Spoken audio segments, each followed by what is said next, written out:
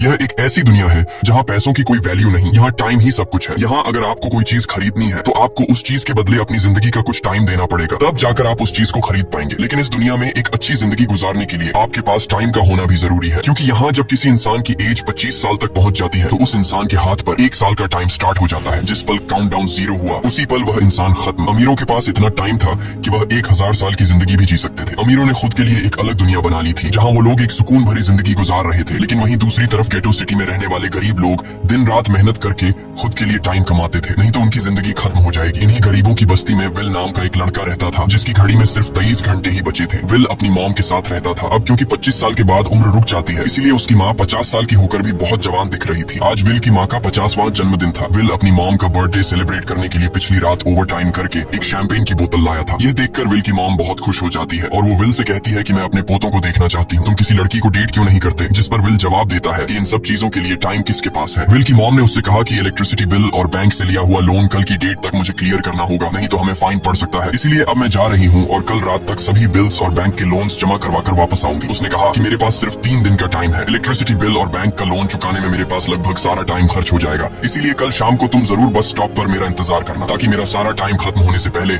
मैं तुमसे कुछ टाइम ले सकूं। इस पर विल ने कहा ठीक है, मैं टाइम पर पहुंच जाऊंगा। जाने से पहले विल की माँ विल के हाथ को छूकर उसकी बॉडी में 30 मिनट ट्रांसफर करती है ताकि विल अच्छा नाश्ता खरीद कर खा सके। इसके बाद दोनों अपने अपने काम पर निकल गए। रास्ते में विल के पास एक छोटी बच्ची आती है। वो विल को एक कैप्सूल देकर विल से उसका थोड़ा सा टाइम मांगती है। विल मुस्कुराते हुए उस छोटी बच्ची को कैप्सूल में अपनी जिंदगी का 5 मिनट का टाइम दे देता है और वह चली जाती है। यहाँ हमें पता चलता है कि ये लोग अपने टाइम को एक कैप्सूल में स्टोर भी कर सकते हैं, जिससे यह लोग कभी भी यूज और ट्रांसफर कर सकते हैं। इसके बाद विल काम के लिए फैक्ट्री पहुंच जाता है। काम शुरू करने से पहले वह कॉफी लेने जाता है, लेकिन वहाँ वह देखता है कि हर एक चीज का दाम डबल हो गया है। जहाँ पहले कॉफी 2 मिनट की मिलती थी, अब उसका प्राइस डबल होकर 4 मिनट हो चुका है। यहाँ पर कभी भी किसी चीज का भी दाम बढ़ा दिया जाता है बिना किसी अनाउंसमेंट के। ये बात विल को बहुत बुरी लगती है। मजबूरी में विल ने भी कॉफी के लिए अपनी जिंदगी के 4 मिनट पे किए और काम पर लग गया। दिन भर के काम के बाद रात के वक्त विल अपने दोस्त के साथ एक बार में जाता है। विल का दोस्त एक नंबर का शराबी था। वह हर वक्त शराब के नशे में टली रहता। विल का दोस्त विल को इशारे में बताता है कि वह आदमी सबको फ्री में दारू पिला रहा है और उसके पास बहुत ज्यादा टाइम है। ये सुनकर विल ने जब उस आदमी की तरफ देखा तो उसे चारों तरफ से लड़कियों ने घेरा हुआ था। विल की जब उस आदमी की घड़ी पर नजर गई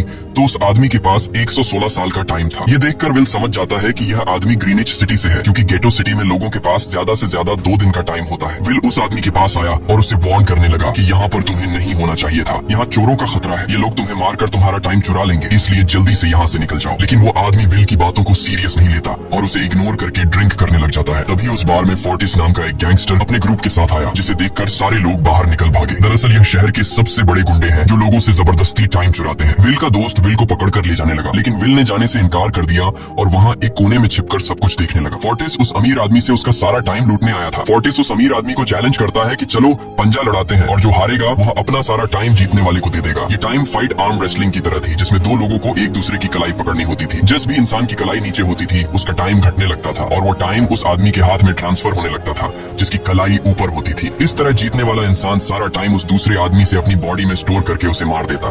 फोर्टिस उस आदमी से कहता है क्या तुम इसके लिए तैयार हो? इस पर उस अमीर आदमी ने कहा कि मैंने बहुत ज्यादा ड्रिंक की हुई है, इसलिए मुझे कुछ टाइम चाहिए, उसके बाद मैं तुम्हारे चैलेंज के लिए तैयार हूँ। फोर्टिस कहता है कि ठीक है, ये तुम्हारी आखिरी ख्वाहिश है, जाओ मैं तुम्हें तैयार होने के लिए कुछ मिनट देता हूँ। फोर्टिस उसके साथ अपना एक आदमी भी भेज देता है ताकि यह भाग न सके। वो अमीर आदमी बाथरूम में आकर बहुत ज्यादा उल्टियां करने लग जाता है क्योंकि उसे काफी चढ़ गई थी। इसलिए अगर वो इस हालत में फोर्टिस से पंजा लड़ता तो इस अमीर आदमी का हारना कंफर्म था। तभी विल वहाँ पर आ जाता है। वो फोर्टिस के आदमी को मारकर उस अमीर आदमी को अपने साथ उस जगह से बाहर निकाल लेता है और उसे फोर्टिस से बचाकर एक सेफ जगह पे ले आया। विल ने उस अमीर आदमी से कहा कि मैंने तुमसे कहा भी कि तुम्हारी जान को खतरा है, तुम जानबूझकर अपना टाइम क्यों बर्बाद कर रहे हो? वो आदमी विल को अपना नाम हेनरी बताता है और वो विल से पूछता है कि तुम्हारी उम्र कितनी है? विल ने बताया 28 साल। हेनरी ने कहा मेरी उम्र 105 साल है और अब मैं जिंदगी से थक चुका हूँ। मैंने अपनी लाइफ में हर एक चीज का मजा लिया है और अब मुझे इस जिंदगी की जरूरत नहीं है, मैं जीना नहीं चाहता। ये सुनकर विल ने हैरानी से पूछा आखिर तुम कहना क्या चाहते हो? इस पर हेनरी ने कहा लगता है तुम अब तक हकीकत से अनजान हो। क्या तुमने कभी सोचा है कि इस दुनिया में अलग अलग टाइम जोन्स क्यों बनाए गए हैं? आखिर क्यों तुम्हारे टाइम जोन गेटो में किसी भी वक्त चीजों के दाम और टैक्स बढ़ा दिए जाते हैं? दरअसल महंगाई जानबूझकर बढ़ा दी जाती है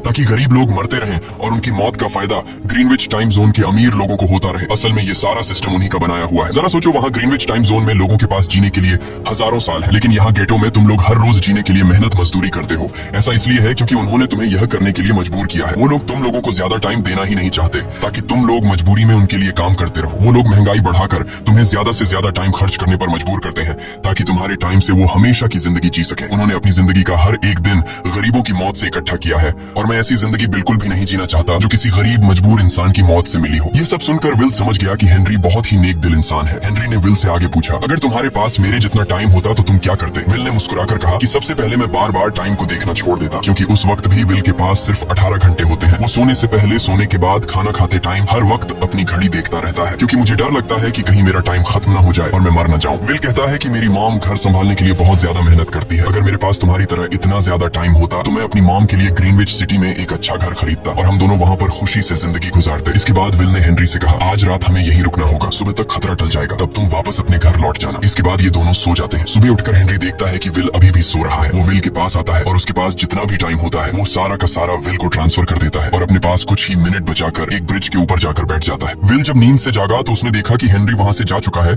तभी हमेशा की तरह नींद से जागने के बाद विल ने अपनी घड़ी में नजर डाली। विल की घड़ी में 116 साल ऐड हो चुके थे। यह देखकर उसकी आंखें खुली की खुली रह गईं। उसे लगा कि वो अभी भी नींद में है और सपना देख रहा है। इसी दौरान विल की नजर विंडो पर पड़ी जिस पर लिखा था, मेरा टाइम बर्बाद मत करना। वो समझ जाता है कि हेनरी ने मुझे अपना सारा समय दे दिया है। तभी विल ने हेनरी को दूर एक ब्रिज के किनारे पर बैठे देखा। विल जल्दी से हेनरी की तरफ भागा, लेकिन अब बहुत देर हो चुकी थी, क्योंकि हेनरी के पास अब बस कुछ ही सेकंड्स बचे थे और थोड़ी देर बाद वो एक झटके से मरकर ब्रिज से नीचे पानी में गिर गया। विल को हेनरी की मौत का बहुत ज्यादा दुख होता है। अब विल के पास 116 साल की जिंदगी थी और वो समझ जाता है कि अगर मैं यहाँ पर रहा तो लोग समझेंगे कि हेनरी को इसी ने मारा है। विल जल्दी से अपने दोस्त के पास जाता है। विल का दोस्त विल के हाथ में इतना सारा टाइम देखकर शॉक रह जाता है, जिसके बाद विल ने अपने दोस्त को दोस्ती की खातिर 10 साल का टाइम दिया। ये देखकर विल का दोस्त उसका दिल से शुक्रिया अदा करता है। विल कहता है कि यहाँ रहना मेरे लिए अब ठीक नहीं, क्योंकि इतने ज्यादा टाइम को देखते हुए मेरा टाइम छीनने के लिए कोई भी मुझे मार सकता है। अब मैं अपनी माँ के लिए ग्रीनविच सिटी में एक अच्छा सा घर खरीद सकता हूँ और वहाँ पर एक सेफ लाइफ गुजारूंगा। जिसके बाद विल अपने दोस्त को गुड बाय कहकर वहाँ से निकल जाता है और सीधा उस बस स्टॉप पर जाकर मॉम का इंतजार करने लगता है, जहाँ 2 दिन पहले उसकी मॉम ने उससे कहा था कि मैं इलेक्ट्रिसिटी का बिल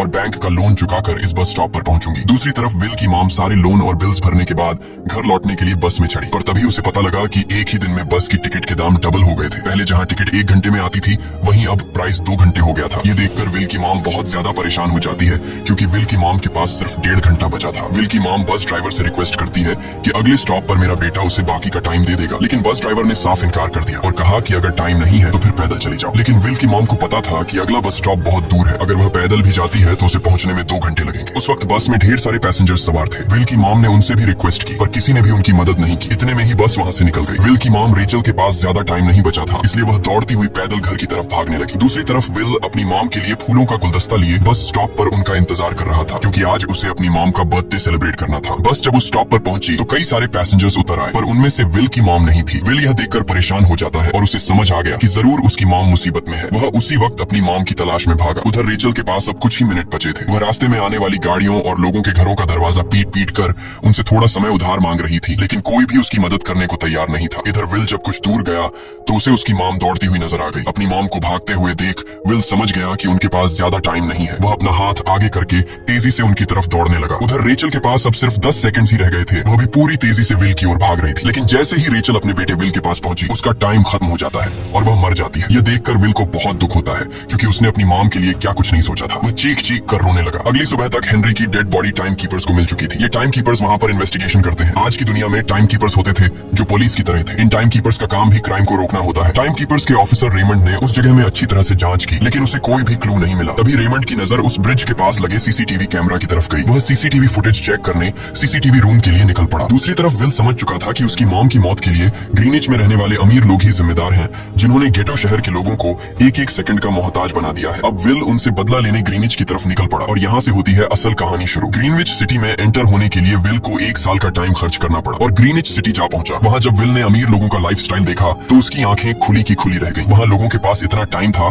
कि वो लोग मरने का नाम तक भूल गए थे। यहाँ पर अमीर लोग के बॉडीगार्ड के पास भी 100 साल से भी ज्यादा का टाइम था। ये देखकर विल गुस्से से लाल हो जाता है, क्योंकि विल जिस शहर से आया था वहाँ पर लोगों के पास सिर्फ 24 घंटे की जिंदगी थी। विल वहाँ एक महंगे होटल में रुकता है। खाना खाते दौरान एक बहुत ही खूबसूरत लड़की विल को देखती है, जैसे उसे विल पसंद आ गया हो। दूसरी तरफ टाइम कीपर रेमंड हेनरी की मौत के वक्त का सीसीटीवी फुटेज चेक कर रहा था। तभी उसे फुटेज में विल दिखाई देता है। हालांकि कैमरा ने हेनरी को ब्रिज से गिरते हुए रिकॉर्ड नहीं किया था, लेकिन उस फुटेज में विल ब्रिज के पास खड़ा नजर आ रहा था, जिससे रेमंड को विल पर शक होने लगा। इसलिए रेमंड ने अपनी टीम को विल के बारे में जानकारी इकट्ठा करने को कहा। रिसर्च के दौरान टाइम कीपर्स को यह बात पता चल जाती है कि विल नाम का एक आदमी बहुत सारा टाइम खर्च करके ग्रीनविच सिटी में एंटर हो गया है, जिससे रेमंड को यह बात कंफर्म हो जाती है कि विल ने ही हेनरी को मारा है। रेमंड उसी वक्त अपनी टीम के साथ ग्रीनविच शहर की ओर रवाना हो गया। दूसरी ओर ग्रीनविच शहर में विल एक कैसीनो में आया, जहाँ कुछ अमीर अमीर लोग पोकर खेल रहे थे। विल भी उनके साथ बैठ जाता है। एक नए आदमी को देखकर ये लोग उस पर हंसने लगते हैं, लेकिन विल गैम्बलिंग में माहिर था। आज उसके लिए अमीरों से पैसे निकालने का सबसे अच्छा मौका था। विल ने फिलिप नाम के एक रईस आदमी के साथ पोकर की बाजी खेली। फिलिप यहाँ का सबसे रईस इंसान है। उसके पास खुद का एक टाइम बैंक है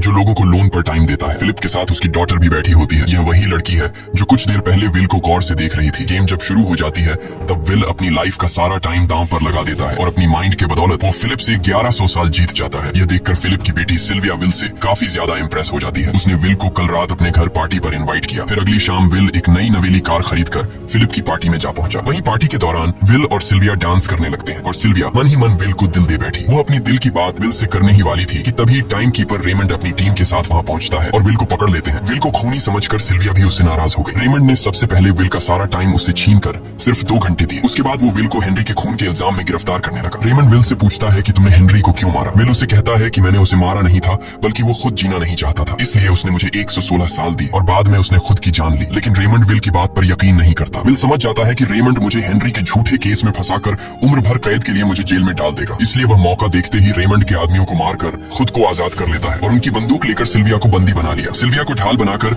विल उसे साथ लेकर भाग निकला और रेमंड और उसके आदमियों को चकमा देता हुआ वापस गेटो शहर आ पहुंचा। इस दौरान विल के पास टाइम काफी कम बचा था। उसने सिल्विया से कुछ टाइम उधार मांगा, लेकिन सिल्विया ने उसे 1 सेकंड भी देने से इनकार कर दिया, क्योंकि वह भी उसे हेनरी का खूनी समझ रही थी। इसलिए वो और तेजी से गेटो शहर की तरफ कार दौड़ाता है ताकि वहां पहुंचकर किसी से टाइम उधार ले सके। जल्दबाजी में उसका ध्यान आगे सड़क पर बिछी कंटीली तारों पर नहीं पड़ता, जिससे टकराते ही विल की कार ब्रिज से नीचे गिर जाती है। इस एक्सीडेंट में विल और सिल्विया बेहोश हो गए। असल में रास्ते में वह कांटे फोर्टिस और उसकी गैंग ने बिछाए थे। फोर्टिस ने देखा कि सिल्विया के पास 10 साल का टाइम था। वो सिल्विया का सारा टाइम चुरा कर वहां से निकल जाते हैं। इतने में ही विल और सिल्विया को होश आया। सिल्विया ने जब अपने हाथ की तरफ देखा तो वो परेशान हुई, क्योंकि उसके पास सिर्फ 30 मिनट ही बचे थे और विल के पास भी कुछ मिनट ही बचे थे। पर फिर भी उसने सिल्विया को अपने कुछ मिनट दिए, जिससे इन दोनों का टाइम बराबर हो गया। इसके बाद विल सिल्विया को लेकर जल्दी से अपने दोस्त के घर जाता है, जिसे उसने 10 साल दिए थे। जब उसके दोस्त की वाइफ ने दरवाजा खोला और उसने विल को देखा तो उसने विल से नाराजगी जताते हुए कहा, तुम्हारे दिए हुए 10 साल ने मेरे हस्बैंड की जान ले ली। उसने सारा टाइम शराब में उड़ा दिया, जिससे उसकी मौत हुई। ये सुनकर विल मायूस हो गया, लेकिन अब इन दोनों के पास भी ज्यादा टाइम नहीं था। अगर यह दोनों जल्दी से कुछ नहीं करते तो इनकी भी मौत पक्की थी। तभी विल ने सिल्विया के कानों में ईयरिंग देखी जो हीरे की थी। उसे बेचकर विल और सिल्विया को 2 दिन का टाइम मिल गया। इसके बाद विल सिल्विया को लेकर फोन बूथ पर आया। उसने सिल्विया के पिता फिलिप को कॉल किया और बताया कि उसकी बेटी अब तक सही सलामत है। उस वक्त रेमंड भी फिलिप के पास ही मौजूद था और विल को भी पता था कि रेमंड भी वहाँ मौजूद है। विल ने सिल्विया को छोड़ने के बदले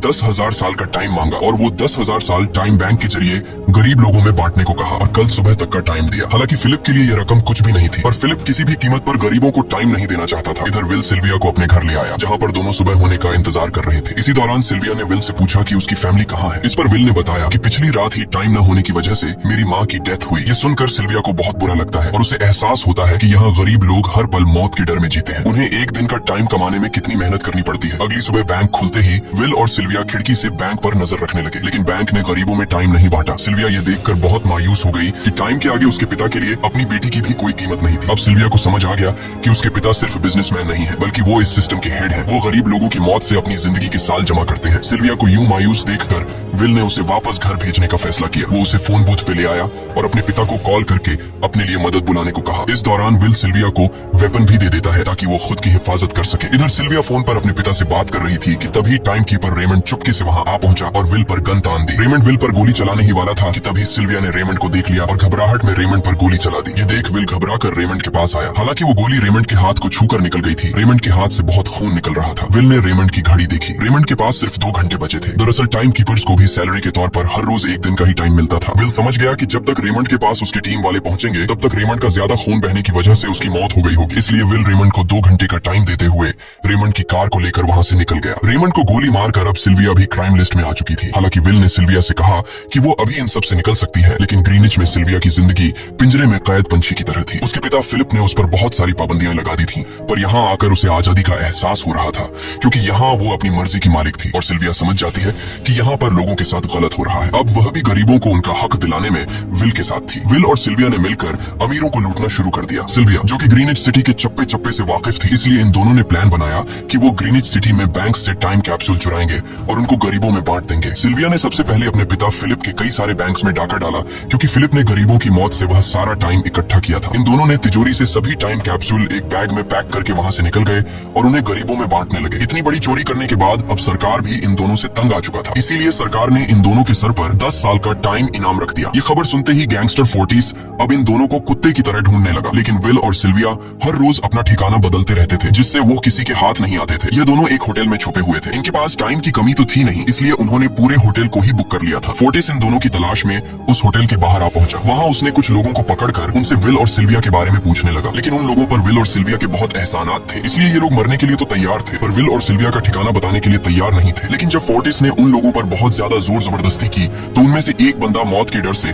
फोर्टिस को उस होटल के बारे में बता देता है जहां विल और सिल्विया छुपे हुए थे। जिसके बाद फोर्टिस फौरन अपनी गैंग के साथ वहां पर पहुंच जाता है और इन दोनों को पकड़ लेता है। अब विल और सिल्विया का उनसे बच पाना नामुमकिन था। फोर्टिस ने विल को एक टेबल पर बैठा दिया और उसे टाइम फाइट के लिए चैलेंज किया। विल समझ गया कि अगर मैंने चैलेंज से इनकार किया तो फोर्टिस के गैंग वाले लोग मुझे मार देंगे, इसलिए क्यों ना आज इसके साथ पंजा आजमाया जाए। फोर्टिस और विल ने एक दूसरे की कलाई पकड़ ली और मौत का खेल शुरू हुआ। फोर्टिस माहिर खिलाड़ी था, उसने शुरुआत में ही विल का हाथ नीचे कर दिया, जिससे विल का टाइम तेजी से फोर्टिस में ट्रांसफर होने लगा। लेकिन विल बिल्कुल जोर ही नहीं लगा रहा था, जैसे कि वो जानबूझकर हार रहा हो। पर जैसे ही विल के पास अपनी लाइफ के 3 से 4 सेकंड बचे, तभी विल ने अपनी पावर दिखाई और एक झटके से फोर्टिस का हाथ नीचे कर दिया। फोर्टिस की आंखें खुली की खुली रह गईं। वो पूरा जोर लगाकर अपना हाथ ऊपर करने की कोशिश कर रहा था, लेकिन विल की ताकत के आगे वो ढीला पड़ चुका था। ये देख फोर्टिस के आदमियों का ध्यान फोर्टिस की घड़ी पर अटक गया। अब उनका बॉस मरने वाला था। इतने में ही मौका पाकर विल ने अपने जूते से गन निकाली और पलक झपकते ही फोर्टिस के सारे आदमियों को शूट कर दिया, क्योंकि अगर वो ऐसा नहीं करता तो वो लोग उसे मार देते। इसी के साथ फोर्टिस का टाइम 0 हो गया और वह भी मारा गया। विल और सिल्विया जल्दी से वहां से भाग निकले। इसी दौरान उन्होंने देखा कि अमीरों ने सारा खेल पलट दिया था। विल और सिल्विया ने गरीबों में जितना भी टाइम बांटा था उसकी वैल्यू अब कुछ भी नहीं रही थी, क्योंकि अमीरों ने महंगाई की दर को कई गुना बढ़ा दिया था। यह देख विल हारा हुआ महसूस करने लगा और उसे लगा कि मैं कभी भी इन गरीबों को उनका हक नहीं दिला सकूंगा। उसने सिल्विया से कहा कि अब सब खत्म हो चुका है, अगर वो लोगों में 1000 साल भी बांट दें तो अमीर लोग महंगाई को और ज्यादा बढ़ा देंगे, जिससे लोगों की हालत कभी नहीं सुधर पाएगी। सिल्विया ने कहा कि कोई तो रास्ता होगा। इस पर विल ने कहा कि हमें लाखों साल चुरा कर इन लोगों को देने होंगे, तब जाकर हम लोग महंगाई को कंट्रोल कर सकते हैं। हालांकि यह इतना आसान नहीं था, पर सिल्विया ने इसके लिए एक प्लान सोच रखा था। अगली ही सुबह जब फिलिप अपने बॉडीगार्ड्स के साथ ऑफिस पहुंचा, तभी सिल्विया वहां आई और उसने अपने पिता से कहा कि वो सरेंडर करना चाहती है। तब सारे गार्ड्स ने सिल्विया पर गन तान दी, लेकिन तभी वहां पीछे से